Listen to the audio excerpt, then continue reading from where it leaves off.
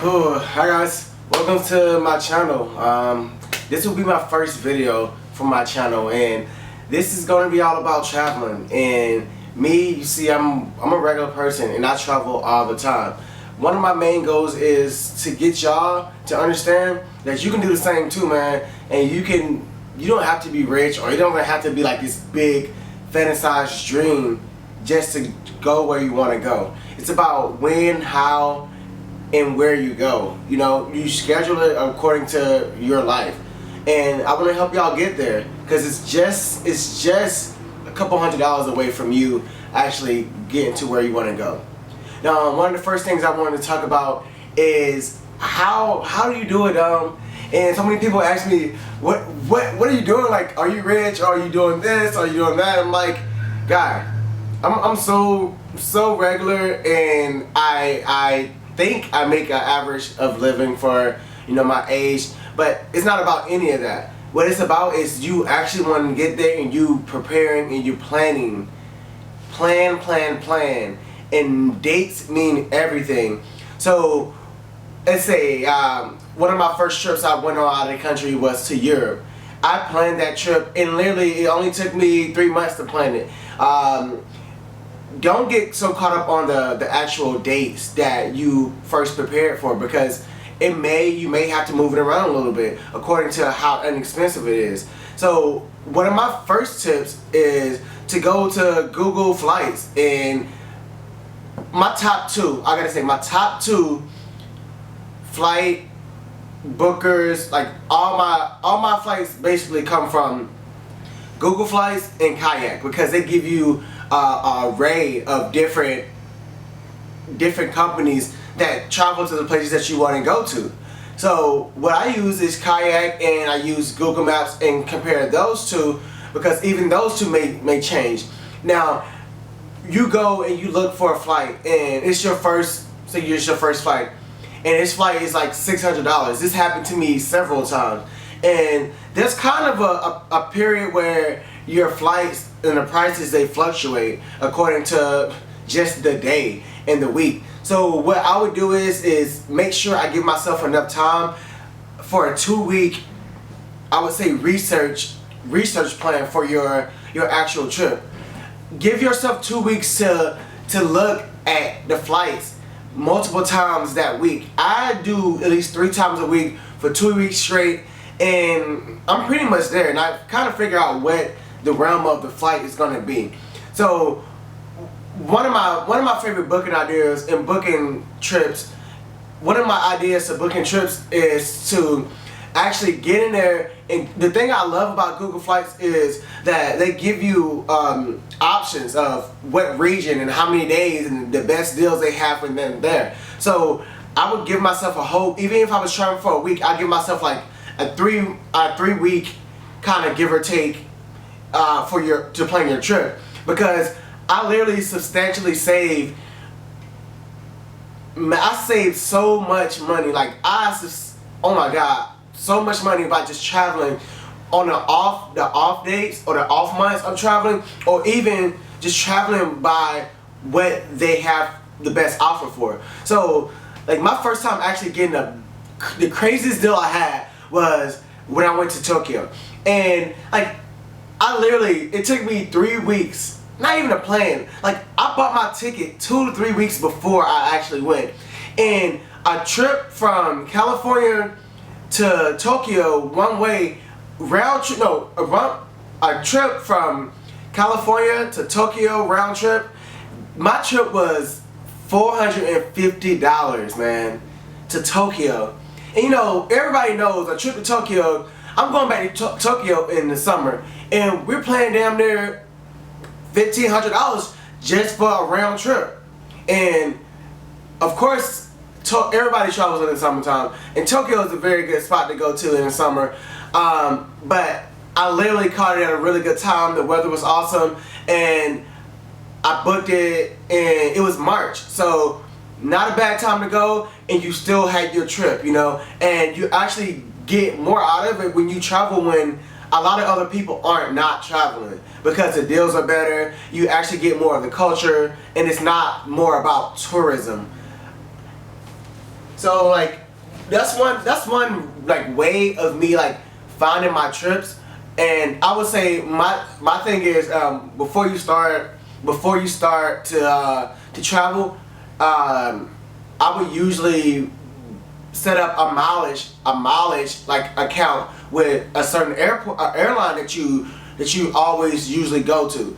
So like always usually, but I would set up a mileage plus reward system for the most booked airline trips. You know what I mean?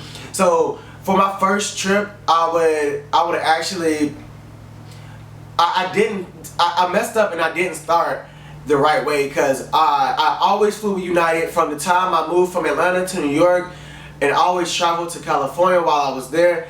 And I gotta say, I could have been stacking up my miles so I can win more flights and actually get something off of my next flight. And I want to say that I'm with United and I fly with them the most because they usually have the better deals, and they usually are very consistent, and they have a lot of airports in different countries and different states in the United States. So what I will try to avoid when booking flights, and you may look at it and it might show you the cheapest flight, and that flight may be substantially, not even substantially, that flight may be $100 cheaper with Spirit or like Frontier, but you gotta realize those flights and those airlines do not give you free luggage or give you the like. They don't even pay for your carry-on, some of them. So you gotta really watch out for that, because you don't want to get to a point where your trip is all booked, you have everything set up, and you get to that flight and you get to that airport and you're looking like, why am I paying $85 this way and $85 back just for my luggage? You know, that defeats the purpose of you actually getting a good like ticket price for your flight. So watch out for that. You always want to check the specifications and the requirements, or what's actually allowed, or the extra costs, what they as they call it. So check those costs. And but for me, I would say United is one of my favorite, safest. It's like easy to travel to, you know, and they always very accommodating. So that's how it start, like preparing to go for my trip. I would say, like, all of us have a budget for bills, for this, for that, but we also all want to travel. But we're not, like, a lot of us aren't saving the right way, or you don't even have to save to actually go on a trip. So, like, my next thing is, like, I'll go and I'll get paid, and I'll just go and I'll research one of the best trips that I can go on for the right price. So I go on Google Flights and I'll be like, Asia, or I would say Europe, and it'll give me where in Europe randomly where you can go, unless you specifically want to go somewhere because you know somebody somewhere. But I find it the best if you just gonna be a world traveler and you're gonna start somewhere. Start with Google Plus. I mean, start with Google Flights. But yeah, guys, this is like my first video, so what I'm trying to get over for you guys is letting you guys know how to travel and on a budget, and when to travel, and that you don't have to be rich, you don't have to be a baller to travel. You can be regular. I'm regular. We can both get there. We just gotta plan it. Planning is my main topic of today.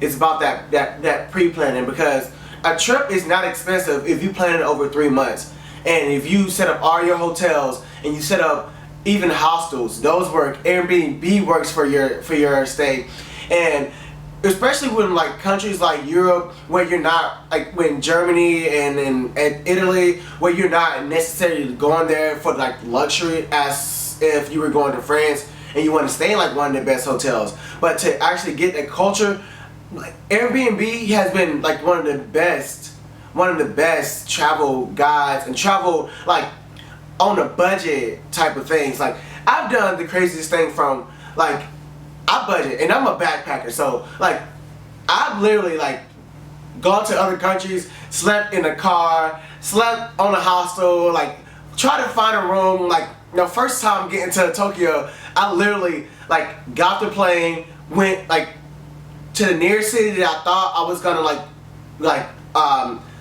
to the city that I thought I was gonna like tour first, and I just set up there, and I look for houses around there, and I also look for Airbnbs.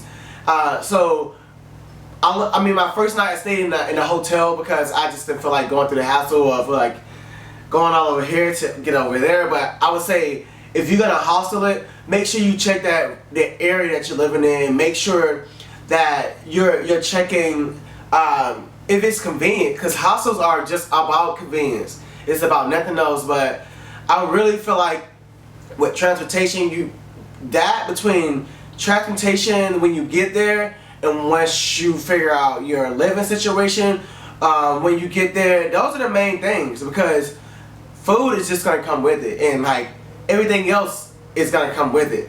Like I went to Tokyo, and I definitely only planned for 2 weeks. So the amount of money I had, you find outside activities to do, and then you kind of the city is new. So when I always look for a new city, I don't necessarily have to go this and this and this where I'm spending so much money. You know, you want to get to the point where you find outside things to do. You want to find that park. You want to find that hike that you can go on, because it's time consuming, but you also get some of that culture of that city. So I say, guys, this is your year to travel. This is your next year to travel. So I wasn't traveling 4 years ago. Right now I'm doing it because I know how. Let's go, guys. I'm here to teach you how. This is Dom. Let's go.